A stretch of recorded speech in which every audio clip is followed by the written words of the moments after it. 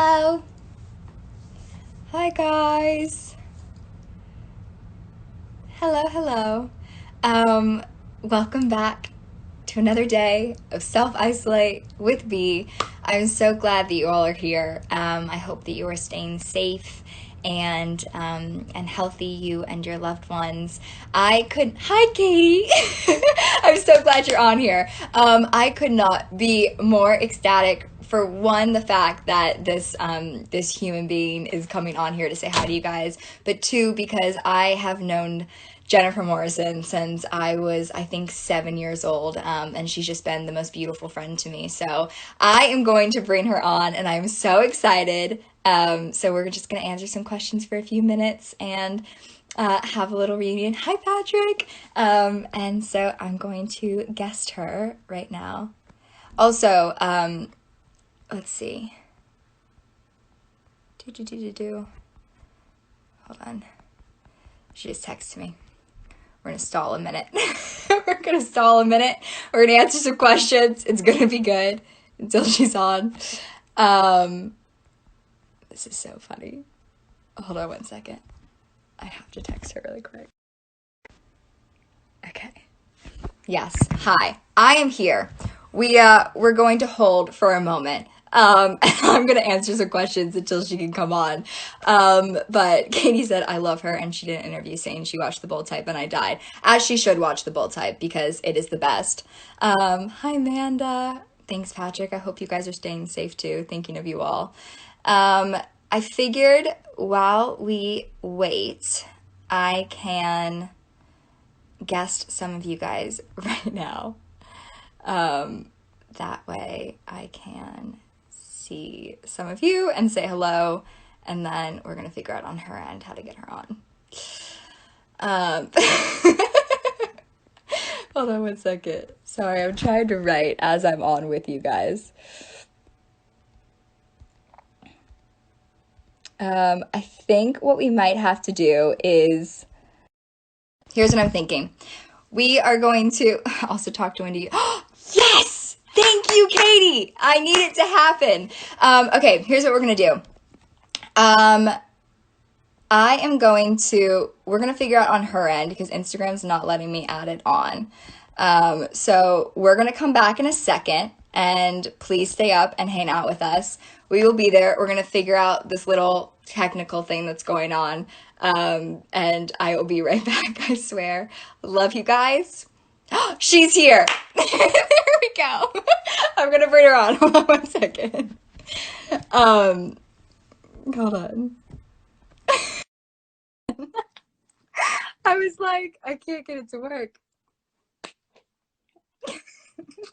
Hi, honey. Oh, we did it. We I'm so did it. proud of us. I know. You look so pretty. I literally said this morning, because I've been trying to like shower and look semi-decent for these.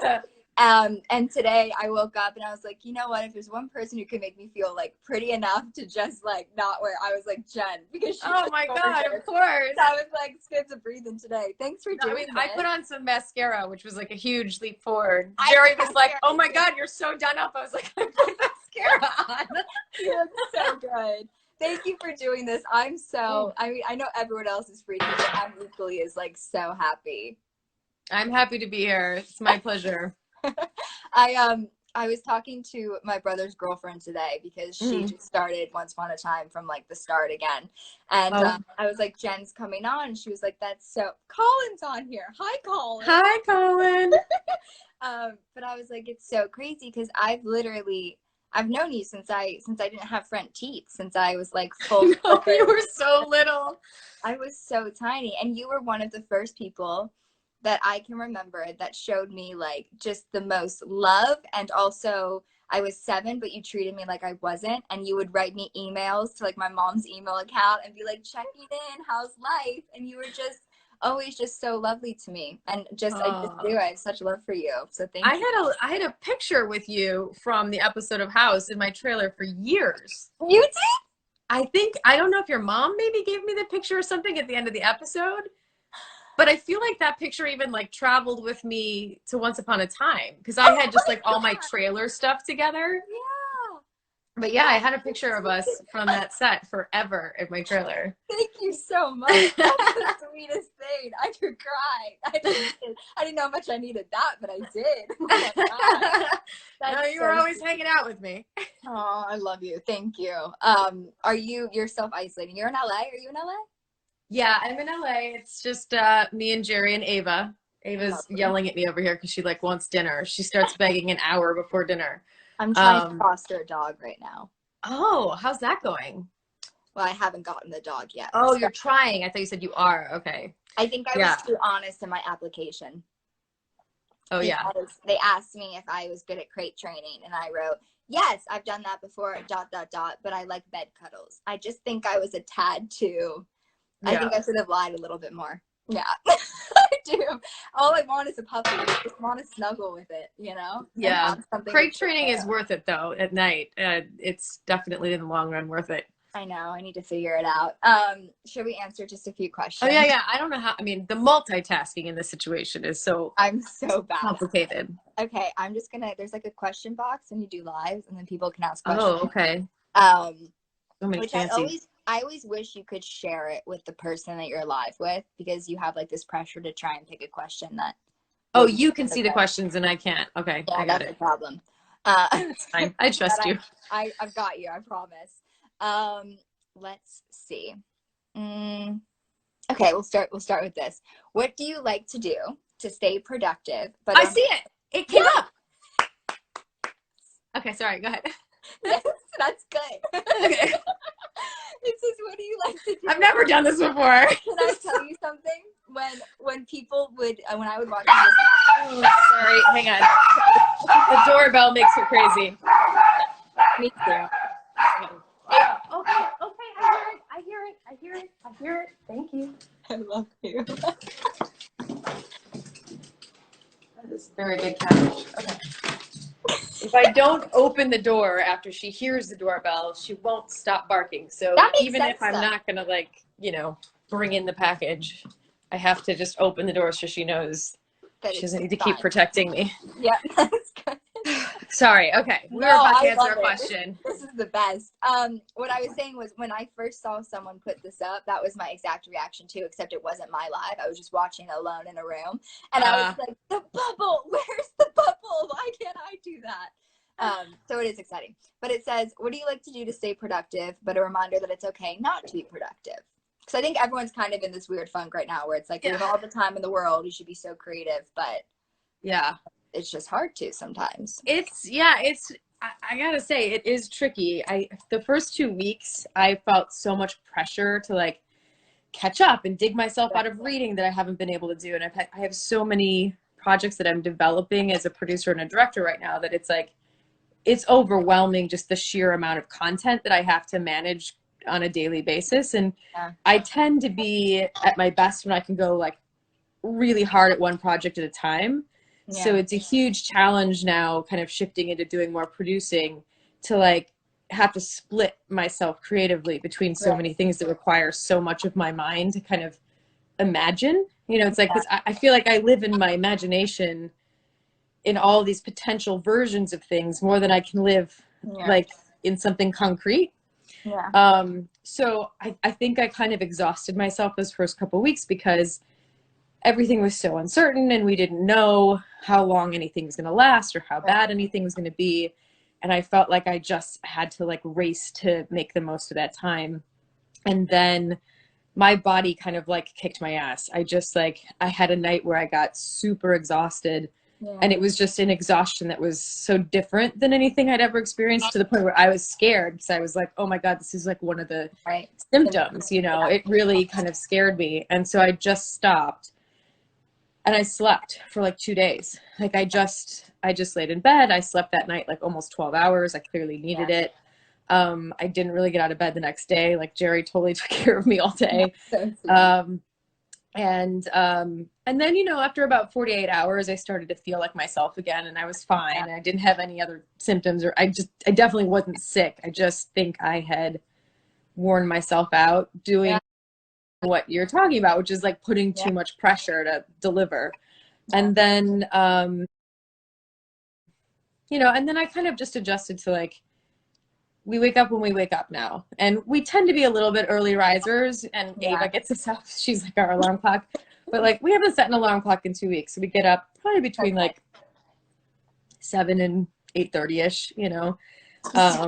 That's a good time, Jess. Yeah, I mean, it's not like we sleep in crazy, but it's just instead, I mean, listen, when I'm really going hard, I get up at 4 a.m. every morning. So, so yeah, and then I have a morning ritual, and Jerry has a morning ritual, and we do our thing in the mornings, and we both work out. He does his CrossFit, and I do my yoga.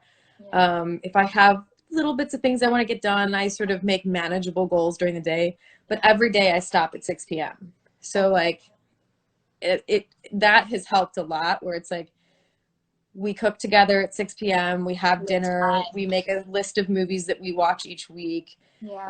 We always sit down at the dining table and have a nice dinner, you know. So I think shifting into that balance of kind of having a time limit of the hours that I'm allowed to be productive made a big difference. Yeah, and that's something that I think that, I mean, for me at least, is something I'm learning how to do too. And it's, I don't think with what we do, and often with any kind of job that takes you, you know, you take stuff home with you all the time. So to have this chance to go, oh my gosh, like, it's okay if I want to sit down and watch a show. Like, I've never said that to myself. Like, if I turned on the TV to watch a show, I would feel this immense guilt for like, no, like, you should be creating something, so that way, like, someone has that to go sit down and watch. And so it's been learning that whole idea of you can get what you can get done, but then also sit with yourself and enjoy life. And I think there's been anything that this has done, I think maybe in a way slightly shifted the focus of how precious, like, it really is. Just the things you can do. But in terms of directing, I have to ask you, because this isn't even their question. I'm asking Jen. Go for it. So I remember being so excited when I heard that you were like starting to really go for that, because you had talked to me. I even remember like house stuff. Like you would be like, love the business as a whole, Bailee, like fall in love with all parts of it. And like you know what I mean? Yeah. And so I've always carried that with me. And I think anyone that's ever talked to me and said, well, what do you want to do in 10 years, blah, blah, blah. I think the hope for me would be behind the camera. And then if I read something that I love as an actress, I would get to go off and maybe do that. And then have a family and just be creating behind the lens and finding things that inspire me from other people and creating that. Do you remember when that shift kind of happened for you and you're like, I love this, but man, I think I could kill it. I could kill it in this way too. Yeah. I mean, it's interesting because it started super young in terms of theater directing, because I started directing theater when I was in high school and then continued that in college. And so like that, looking at the world as looking at a creative world in the big picture was something that was naturally in me. And, you know, ironically, I think about this all the time. It's such a silly moment, but I was doing Urban Legends 2, the final cut, that very, very special project. And I've got a great story for you, not public. No, not public on this live. Got it. We'll sidebar that one. The whole thing I just went through with that. I will call you. Anyway, it was 1999. I was still in college. I was literally doing all of my college courses remotely. I was like way ahead of my time with doing things remotely. I had to like FedEx my papers. There was no like email. Oh God, I'm so old. Anyway, so anyway, it was like 1999. But my character was a director. She's like the whole thing. That's why it's called Urban Legends 2, the final cut. Because I had to turn in my final cut and people were getting killed. Got it. And so anyway, there was a moment though on the set. John Ottman was the director, he's a great man. He's an incredible editor, an incredible composer, and also a great director. But he's great. So anyway, I did something and I said to him, wait, this doesn't end up making sense because of this, and this. It was like some action that I was doing. And I said, but it's one or the other, right? Like in the edit, it's going to be one or the other. And he's like, yeah, that's true. I said, so it's cool if I change it at this point, as long as I stay consistent. And he was like, you're going to be directing someday. Wow. And I was 19 and I didn't really understand the gravity of what he was saying or why he was saying it, but he was just aware that it was like not common for a 19-year-old actress to be like thinking in a way of like, how does this edit together and what's the logic of this and how does it all fit together? Yeah. So I think this is a very long way of answering your question. No, but I love this. That's why I asked it. I wanted the long answer. But so it was in there, and like I think the thing that intimidated me the most was the technical stuff. And then I spent 18 to 20 hours a day, every day of my life from age 23 to 38 on a set, every day. I mean, and before that, many, many hours, but just not like every day for that like concentrated time. And the amount that you learn about the ecosystem and the structure of everything and how everything works and the amount of people you have at your fingertips to ask questions. Yeah. And I just became very curious, and I let my curiosity be my teacher. And I learned from all the cinematographers I worked with. I learned from all the directors I worked with. Yeah. I learned from what I liked and what I didn't like and what I thought worked and what didn't work. I basically looked up curriculums of film schools and read everything they would read and watched everything they would watch and then asked questions about that. And so I was doing all that while I was kind of isolated in Vancouver. Yeah. Because I was up and I was away for so long. And everyone else on that set had families there. So I was the only person who didn't have like a family that transplanted with me. Yeah. And so I had a lot of time. I mean, I was like getting really good at quarantining basically. But this arrived, you were like, I've got this. Yeah. I mean, obviously I was working crazy hours, but in those in-between moments, I realized like I could read 100 to 200 pages a day on a set, and I could watch a movie a day, and I could, so it was just like I was realizing like if you really take advantage of those little downtime moments, and they all add up, So yeah, it was while I was sort of like in the rainy forests of Vancouver, and I started kind of realizing the amount I had sort of studied and consumed and like soaked up, and I was like, I want to do this. Like I want to see if I'm right that I can do this, and that's when I put my first short film together.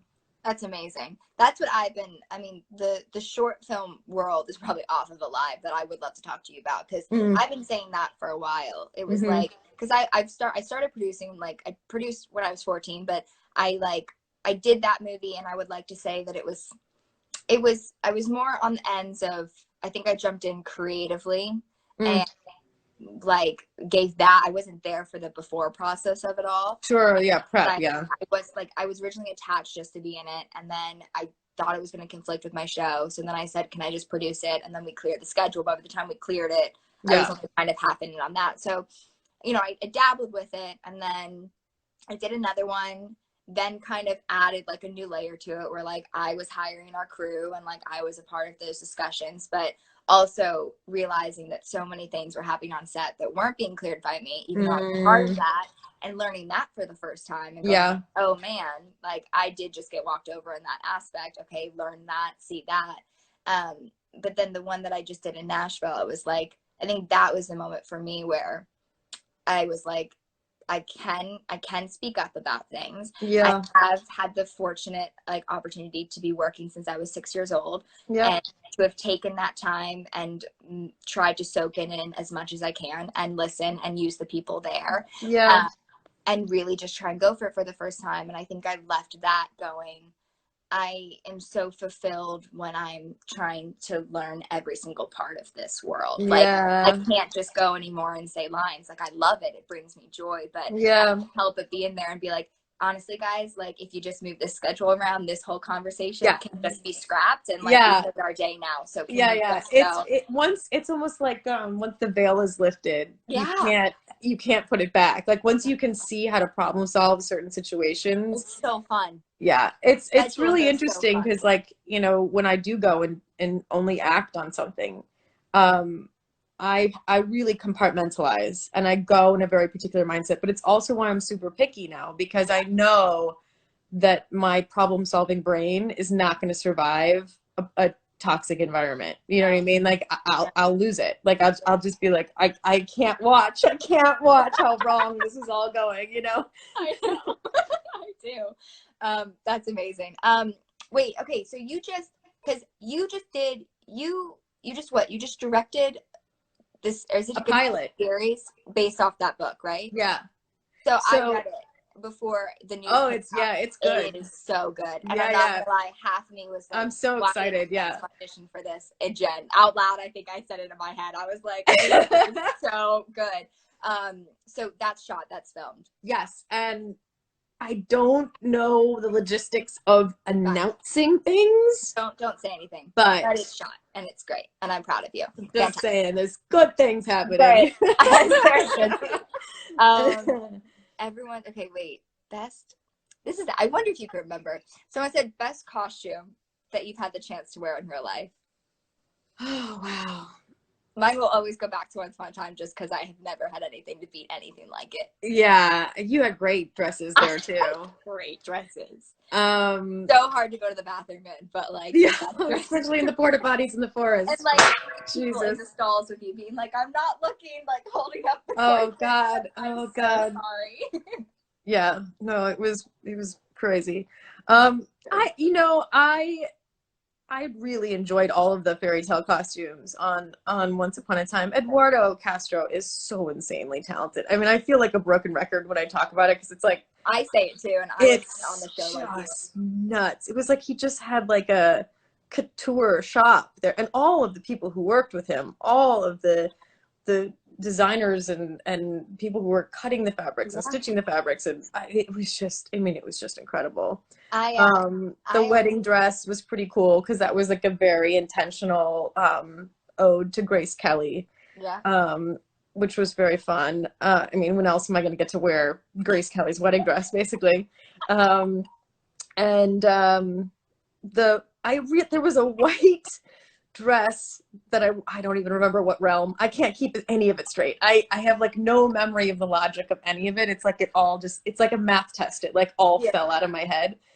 But we were in some realm somewhere in some alternate something, and they made me this gorgeous gown that was actually made out of like like bed sheets. I think they were like lace bed sheets or lace, like a lace duvet or something, but it was like the texture and like the color and the cut, it was really beautiful.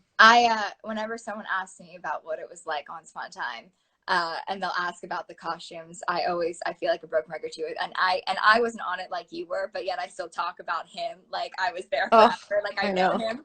But I always, my impersonation was always, I'd walk in and it was like if a real life version of Cinderella's workshop could exist and like birds could fly through and like wield things, like that's what it was like. And I remember I'd go in and it would just be scratched and they'd be like, okay, good. I'd go in the next day and then it would be this incredible dress and my breath would be taken away. Yeah. And then I would look in the mirror and he'd be like, and I'd be like, it's perfect. And he'd go, we need crystals, and just these boxes of like, he'd be like, Swarovski crystals, and he'd like start like hand sewing, like, and just boxes of just like crystals and like, stones and like diamonds that I had never seen. I was like, this is the craziest thing in the entire world. That's amazing. It was very fun. I mean, I wore so many real life clothes. I would get so jealous of everybody who could be in all the like the pretty things all the time, you know. I know.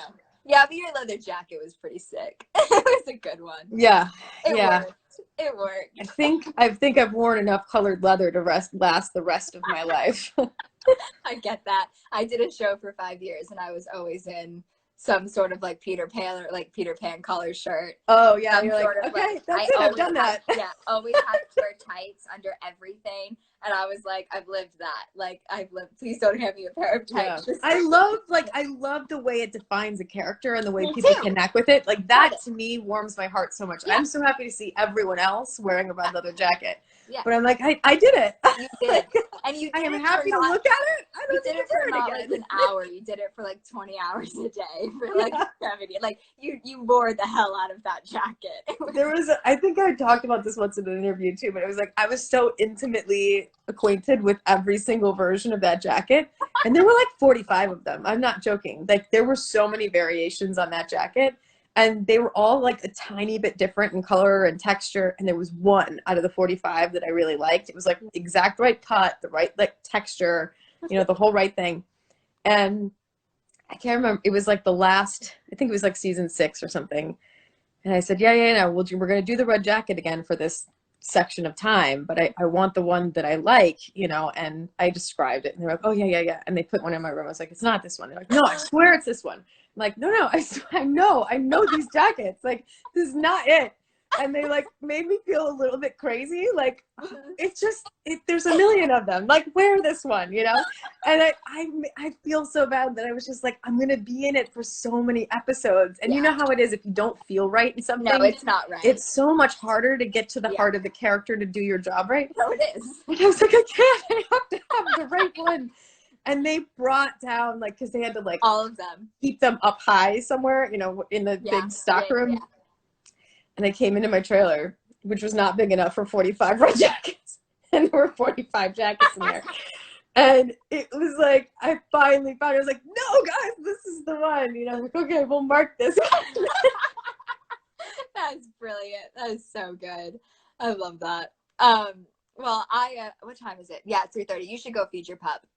Okay. He said. But I like you. I mean, my heart's fulfilled. I'm so happy. It's so nice to see you. I know. You know what I was thinking?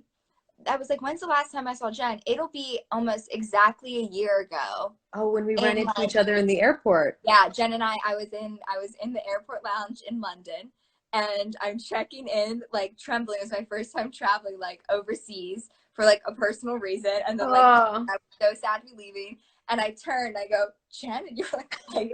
Like, we walked, like, we sat there. I, like, gave her, like, the trip, like, whole explanation. I was like, I'm in love. And she was like, that's great. Yes. We traveled together and made sure I got my bags and my luggage. But that's almost exactly. A year ago. That's so crazy. My friend Katie Stevens is on here. She's off my favorite show, The Bold Type. And she's been texting me. And she's like, Jen's my favorite human. Oh.